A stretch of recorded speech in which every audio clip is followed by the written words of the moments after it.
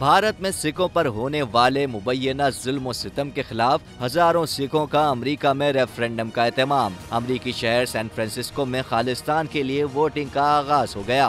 America भर से हजारों सिख खालिस्तान के लिए वोटिंग में हिस्सा ले रहे हैं। सिविक सेंटर में जारी वोटिंग में बैनुल अक़वामी ऑब्जर्वर्स भी मौजूद हैं।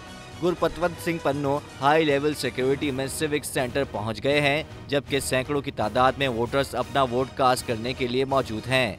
अमेरिकी रियासत कैलिफोर्निया में रहने वाले हजारों सिख हिंदुस्तानी पंजाब में खालिस्तान के नाम से मशहूर आज़ाद रियासत के क़याम के लिए आम वोटिंग में हिस्सा ले रहे हैं। सिख फॉर जस्टिस SFJ के एडवोकेसी ग्रुप के ज़ेरे एहतमाम खालिस्तान रेफरेंडम भारत में सिखों पर होने वाले मुबैना जुल्म सितम की तरफ भी तवज्जो मबजूल कराने की कोशिश है।